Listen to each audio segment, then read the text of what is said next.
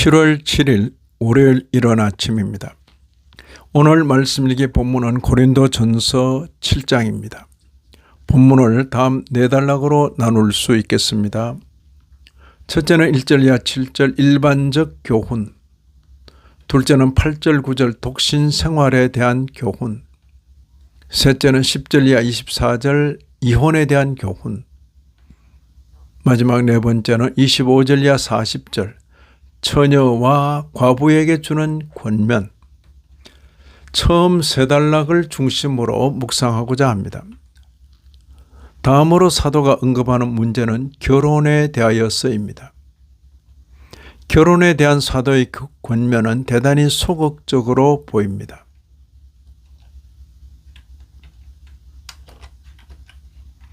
음행을 피하기 위하여라고 말합니다. 1절 2절을 보시면 너희가 쓴 문제에 대하여 말하면 남자가 여자를 가까이 아니함이 좋으나 음행을 피하기 위하여 남자마다 자기 아내를 두고 여자마다 자기 남편을 두라. 여기서 말하는 가까이 하는 것은 성적 관계에 대한 완곡한 표현입니다. 독신을 권하는 듯 하지만 결혼하는 것을 허용하는 말씀입니다. 독신으로 지낼 수 있는 사람들은 그렇게 하지만 성도들이 서로에게 독신을 강요해서는 안 될 것입니다. 그럴지라도 서로 간의 의무는 감당하도록 요구합니다. 3절 4절에 남편은 그 아내에 대한 의무를 다하고 아내도 그 남편에게 그렇게 할지라. 아내는 자기 몸을 주장하지 못하고 오직 그 남편이 하며 남편도 그와 같이 자기 몸을 주장하지 못하고 그 아내가 하나니. 이 3절 4절의 내용입니다. 혼인관계에 있어서 금욕이 원칙이 되어서는 안 되고 결혼 제도를 통해 자연스럽게 성적 욕망을 채울 수 있다고 말합니다. 사도는 성도들에게 서로 분방하지 말라고 명합니다. 다만 기도할 틈을 얻기 위해서 합의 이상 얼마 동안은 하되 다시 합하라고 명합니다. 왜 이렇게 명하십니까? 5절 하반절을 보시면 이는 너희가 절제 못함으로 말미암아 사탄이 너희를 시험하지 못하게 하려 함이라. 사단이 시험하지 못하게. 이렇게 말하면서도 사도는 모든 사람이 자기와 같기를 원한다고 말합니다. 말하자면 독신으로 지내는 것을 말합니다. 그러면서도 받은 은사대로 하라고 권합니다. 7절 하반절에 그러나 각각 하나님께 받은 자기의 은사가 있으니 이 사람은 이러하고 저 사람은 저러하니라. 이어 독신 생활에 대하여서 사도는 자신과 같이 그냥 지내는 것이 좋다고 말합니다. 그렇지만 만일 절제할 수 없거든 결혼하라고 말하여 조금은 결혼을 소극적으로 말하는 듯이 보입니다.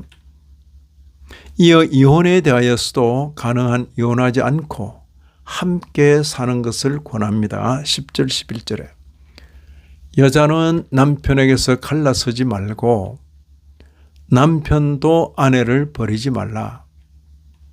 혹 믿지 아니하는 아내나 남편의 경우에도 믿는 남편이나 아내가 함께 살기를 원한다면 가능한 그렇게 하도록 권합니다. 이 경우에도 믿는 남편이나 아내를 통하여 구원을 얻게 될 가능성을 보기 때문입니다.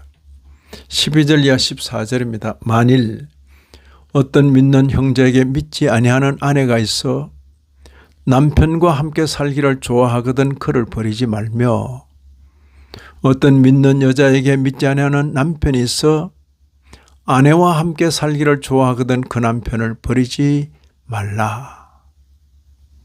믿지 아니하는 남편이 아내로 말미암아 거룩하게 되고 믿지 아니하는 아내가 남편으로 말미암아 거룩하게 되나니.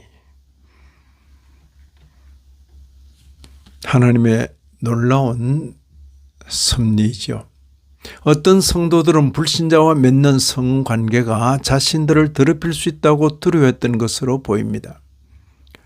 사도는 이런 생각을 거부하며 불신 배우자가 같이 살기를 원한다면 이혼을 주도하지 말라고 권면합니다.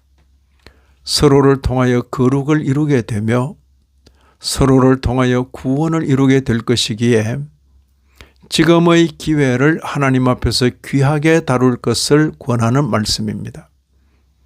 성도를 권하는 사도의 일관된 원리는 각 사람을 부르신 그대로 행하라는 것입니다. 같은 표현을 3번이나 반복합니다.